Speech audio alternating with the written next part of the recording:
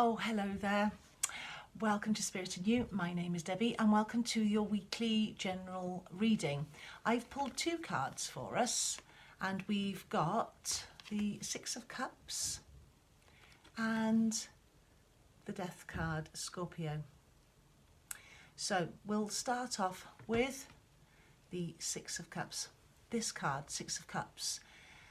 This kind of represents your feelings, your emotions, what you do in your day-to-day life, the routine. How does it affect you? How are you feeling about things? We've got a tree here with all of these lovely coloured roots. What that does, when I look at that, is that draws me to the idea of our family. Our family tree, the roots, our foundation. It also draws my attention to the fact that it might be on the surface we're feeling fine, but underneath we're a little bit worried and we're sort of paddling away, hence those roots. But you see, I like the idea of the fact that there's an energy there because of those roots, because of the colours that they bring out, which is, I feel, is very energetic. So although this card does depict emotions because of the cups, this could be that it's getting better. Six is that we're somewhere near, we're more than halfway. So if it is a relationship that you're in, then it depicts that it's going to get better. It's a kind of giving and receiving of friendship, of love, of companionship, of union, of being around friends, of maybe being in a group.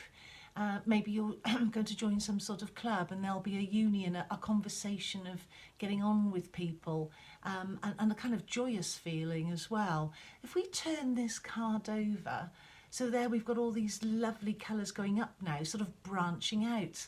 So this could well be that you could be branching out into something adventurous, because look at the energy of those colours, that you could be doing something a little bit out of the normal. But you could be meeting somebody, you could be sharing your opinion, giving your advice and receiving some input and feedback yourself. So I think this feels very nice on a day-to-day basis about perhaps what's coming in, perhaps what we're going to give and perhaps what we're going to receive on an emotional level. But I think it feels nice for us. So that sense of giving and receiving and being around people that you really get on very well with. Next card that we got. Don't be too alarmed by it. I know it has a little bit of a feeling to it, doesn't it? But death in this form and its meaning literally means transformation. It doesn't mean death in any way, shape or form. The only death part of it, if you want to use that word, is the letting go of something, the death of something.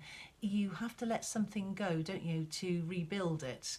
If you had something that you did, something that didn't serve you any longer, maybe an old habit or an old relationship or an old way of doing things, if you knew that didn't work for you, you'd let it go, you'd let it die a death.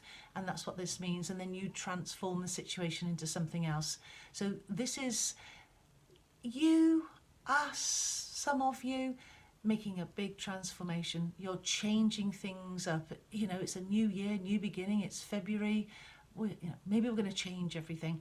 It also has the feeling of making you look at yourself for sure. If there are some changes to be made and they are from within, then what do I do?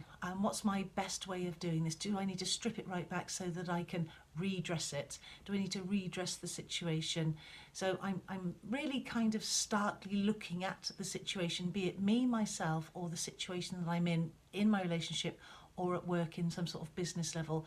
I may need to strip me right back to transform. So it's a very positive card, and it does mean Scorpio, Scorpio, the sign. So it's got that connotation and that feeling of an intensity and the month of November being relevant, but it ultimately means transformation. So you're changing something. Perhaps with the Six of Cups here, perhaps you're joining a group, meeting with people, and it's changing your perspective.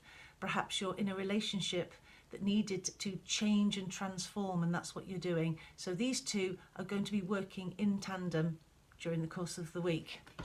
Angel card. So I haven't shuffled the angel cards yet, so here they are. You'll hear me doing that now. Now they're big cards, so they have a tendency to fly out. So I'm just going to give them a shuffle.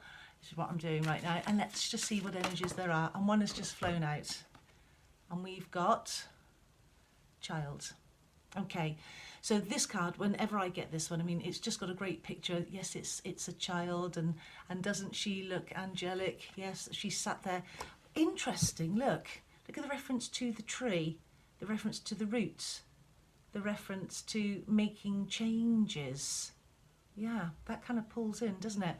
So, but it strongly, often when I get this card, and the way that it makes me feel personally is it's about tapping into the child within, which we've talked about in the past. So if you're making a transformation and you're changing something in the workplace, something in your life, something about you, just remember that, you know, that child within, the joy of making a change. I mean, children take transformation as just par for the course, don't they? They change everything every day. They change their clothes, they change their friends, they change this, they change that. They transform to every situation. So I think the child in us would really welcome that. And it could also be very relevant to, you know, being pregnant, carrying a child, children that you're working with, and just children around you. I'm drawn to the number 5, which makes me feel very creative. So I think that creative-wise and the child in us, we may be transforming something for the better. So let's see how the week unfolds for us. Enjoy it, make the best of it, and I will see you next time. Thank you for watching. Bye.